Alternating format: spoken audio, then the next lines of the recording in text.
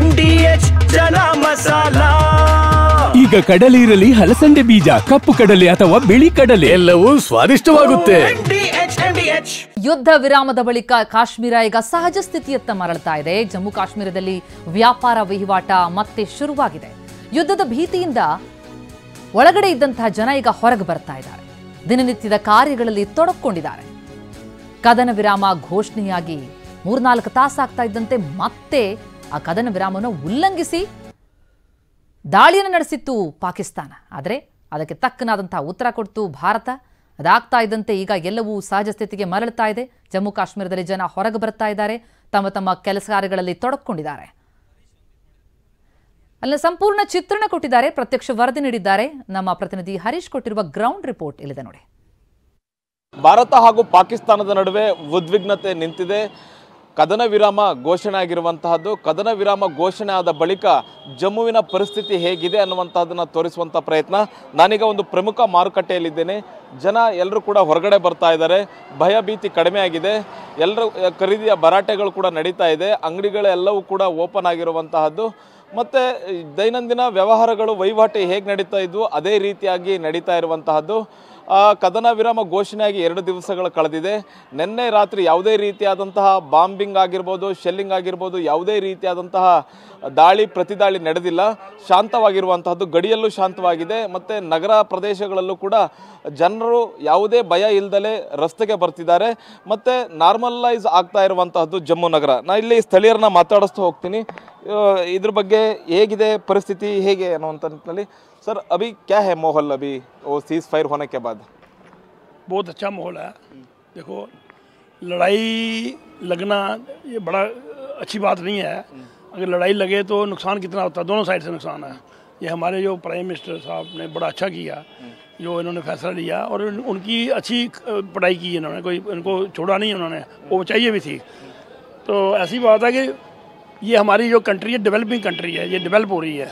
अगर हम यही इन्हीं चक्रों में रहेंगे तो फिर हम डेवलप नहीं हो सकते. हमें थोड़ा बहुत जो भी हुआ बड़ा अच्छा हुआ. हमने बहुत ही नुकसान किया उनका और ये करना भी चाहिए था. आगे से ये अगर कोई ऐसा कदम उठाएंगे तो बड़ा सोच समझ के उठाएंगे. तो बाकी इससे क्या होगा, हमारा जो आगे सीजन आने वाला है ये अपना अमरनाथ यात्रा का, इससे हमें बड़ा लाभ होगा. हमें हमारा सीजन लग सकता है, जिससे हमें बड़ा फ़ायदा हो सकता है. अदरवाइज क्या होता है, वो भी हमारा सीजन मारा जाता तो हमारा काम काज आगे ही आपको पता है कि है नहीं है, तो इससे हमें बड़ा नुकसान होता. हम चाहते हैं कि ये बहुत अच्छा हुआ, लड़ाई ख़त्म हुई है, हम बड़े ठीक खुश. पाकिस्तान का बारे में विश्वास रख सकता है वो सीज फायर उल्लंघन नहीं करेगा? बोल के वो बिल्कुल कोई यकीन नहीं हो सकता. हाँ, डंडे के जोर से जो इनका आज कोई बात होगी, इनकी आज 12 तारीख बात है, अगर डंडे के जोर से ये प्रेशराइज किए जाएंगे देन ये मानेंगे. हाँ, इन्होंने ये कहा है इंडिया ने कि अगर कुछ भी ये करता है, एक भी पॉइंट अपना मिलिटेंसी करता है, कुछ भी कोई पंगा लेता है तो वो जंग मानी जाएगी. पाकिस्तान का, भारत का एक ही मांग है, पाकिस्तान में उग्रवाद खत्म होना चाहिए.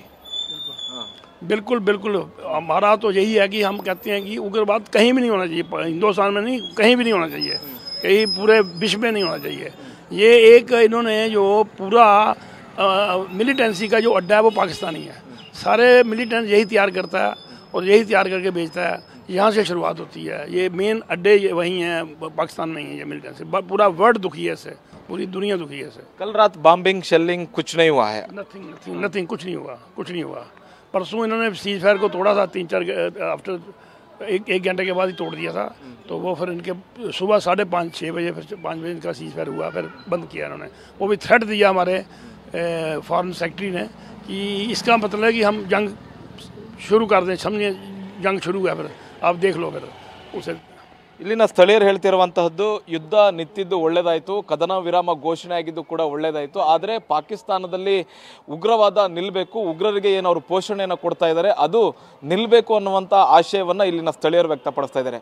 ಕ್ಯಾಮ್ರಾ ಪರ್ಸನ್ ಅಜಯ್ ಜೊತೆಗೆ ಹರೀಶ್, TV9 ಜಮ್ಮು. ವಾಹ್, ಯಾಕೆ ಈಗ ಬಂತ ಸ್ವಾದ? ಖಂಡಿತ ಈಗ ಬಂತು ಅಸಲಿ ಸ್ವಾದ. MDH chunky chaat masala life ಅಲ್ಲಿ ಅಸಲಿ ಸ್ವಾದ ತರುತ್ತೆ. ಅಸಲಿ ಮಸಾಲ, ಎಸ್ ಎಸ್ MDH.